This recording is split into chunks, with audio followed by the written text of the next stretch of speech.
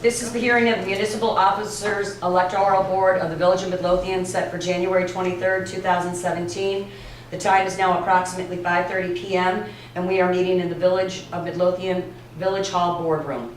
I am Mayor Sharon Ryback, by law, the chairman of the Electoral Board. This board was first called into session on January 3rd, 2017 pursuant to my call, after objections were filed regarding the validity of petitions for candidates Jody Foster and candidate Steve Pikorz for the office of Village Trustee. By law, the board consists of myself as chairman, Mike Kolstad, and Alan Moskell. I will call the roll of members so that the record can reflect their presence. Member Kolstad? Here. Member Moskell? Here. Chairman Ryback is present. All members of the Electoral Board are present. Let the record also reflect that we have with us this evening Laura Burbat as the recording secretary. Also present is the attorney for the Electoral Board, Dave Freeman, from the law firm of Robbins Schwartz. There are 4 cases on this board's docket. The first case is case number 2017-5, Kathleen Johnson versus Jody Foster. The second case is 2017-6, Nora Brutius versus Jody Foster. The third case is 2017-7, Kathleen Johnson versus Steve Pikorz. And the fourth case is 2017-8, Nora Brutius versus Steve Pikorz. The cases were first called on January 3rd, 2017. There was a records check at the Cook County Clerk's office on January 18th, 2017, and the cases were continued to today for hearings on the matter. For case 2017-5, is there anyone present on behalf of the objector? Myself, Kathleen Johnson. Is there anyone present on behalf of the candidate? For case 2017-6, is there anyone present on behalf of the objector? Yes, Nora Brutius. Is there anyone present on behalf of the candidate? In case 2017-7, is there anyone present on behalf of the objector? Ms. Johnson? Yes, Kathleen Johnson, sorry. Is there anyone present on behalf of the candidate? For case 2017-8, is there anyone present on behalf of the objector? Yes, Nora Brutius. Is there anyone present on behalf of the candidate? At this time, I will now turn the hearing over to the board attorney, David Freeman. Thank you, Madam Chairperson. So we can be clear, is Steve Pikorz in the room? Let the record reflect there was no response to that question. Is Jody Foster in the room? Again, let the record reflect that there was no response to that question. As a preliminary matter, Ms. Johnson, Ms. Gruzius, do you both agree that the number of signatures needed to be on the ballot for the April 4th election is 91? Is that correct? Yes. Yes. Okay.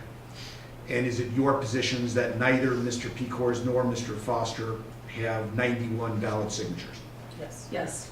And my understanding is you conducted a records check with the Cook County Clerk's office to determine the validity of the signatures that were submitted as part of their nominating petitions. Is that correct? For Mr. Pikorz. For Mr. Pikorz? We did not do it for Mr. Foster. Okay, but you did it with regard to Mr. Pikorz? Yes. And as a preliminary matter with regard to Mr. Pikorz, how many signatures did the Cook County Clerk determine were valid? So according to the county record, only 61 of his signatures were reported to be valid. And that's less than the 91 that are required. Correct. And with regard to Mr. Foster, you didn't do a records check, correct? Correct. One was not ordered And why is that? because there was only 50 signatures. The board decided on the 3rd, because of 50, they had to do the due process. There was no need to do it because, in fact, with 50, as Mr. Moskos asked, the question was, does he get an additional time to get up to the 91?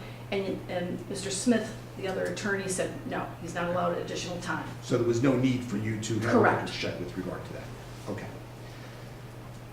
I believe the members of the Electoral Board have been provided with the preliminary findings from the Cook County Clerk's office with regard to the records check done with regard to Mr. Pikorz. Is that correct?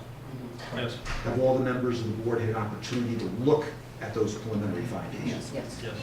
Do you agree with Ms. Johnson's narrative that there were only approximately 60 valid signatures found by the Cook County Clerk's Office?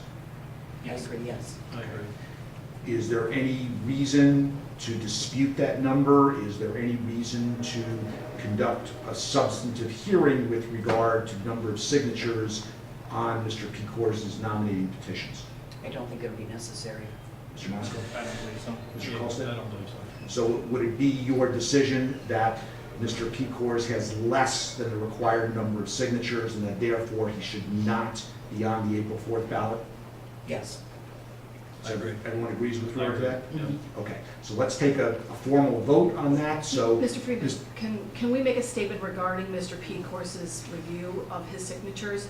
That even though the board probably has looked at it, because Nora and I actually went down, we feel that it should be noted in the record, the widespread fraud that was perpetrated by Mr. Pikorz related to the signatures on 3 specific pages. And we feel that this is important going forward, that the community knows that this candidate not only did not meet the requirement of 91, in fact, out of 124 signatures, 47 were found to be invalid, which means 38% of all his signatures were either fraudulent, either through someone literally taking 2 of the pages and writing 15 times on 2 pages. And then another page, there was numerous signatures that were printed by someone in the same household. We think this is important to put into the record, that this is not just 61 signatures against the 91. This is also fraud that has been perpetrated on the Village of Midlothian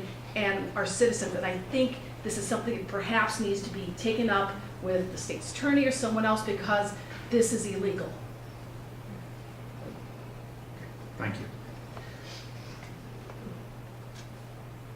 Would it be the finding of this board to adopt as its own finding then the decision of the electoral board with regard to the number of valid signatures? You would adopt their findings as if they were your own if you went through every signature? Is Yes. that correct? Yes. Yeah. Okay. So, Madam Chair, I think we need for you to call for an actual motion and a second and a vote with regard to either sustaining the objections, which would then preclude Mr. Pikorz from being on the ballot, or denying the objections, which would allow him to stay on the ballot. So you need a motion and a second, and then we have a roll call vote. I'd be looking for a motion on the signatures of 61 signatures being less than the 91 necessary to be on the ballot. I'll make the motion. I'll second. Roll call. Trustee Moskal? Aye. Member Moskal. Member Colstead? Aye. Chairman Ryback, aye. Okay. So let the record reflect that with regard to case number 2017-7 and 2017-8, that the electoral board has voted that Mr. Pikorz does not have enough valid signatures, and therefore his name should not appear on the April 4th ballot. Now with regard to Mr. Foster, there was no records check.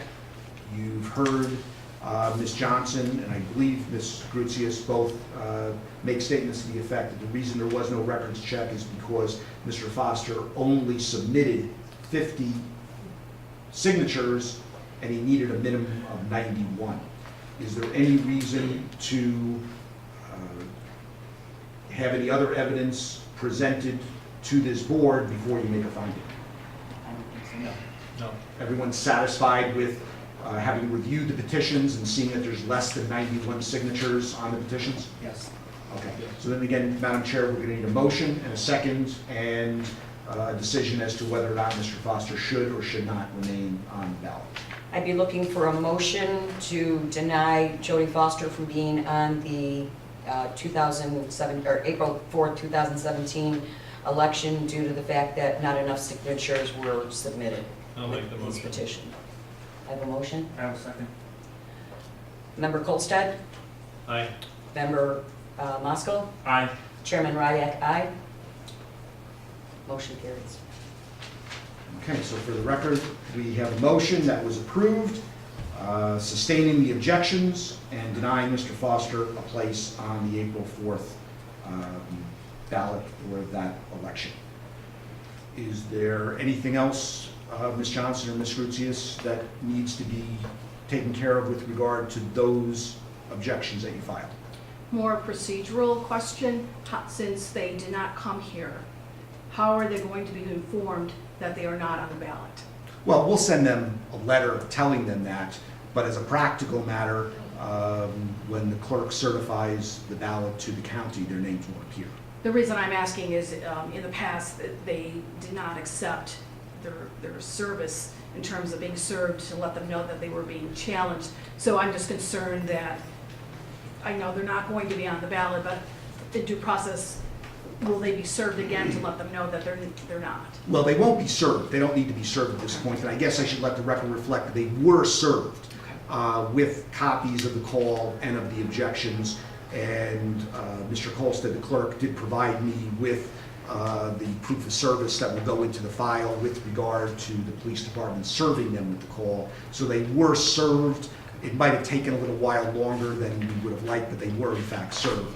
But as far as going forward, we'll notify them by letter of the decision of this electoral board.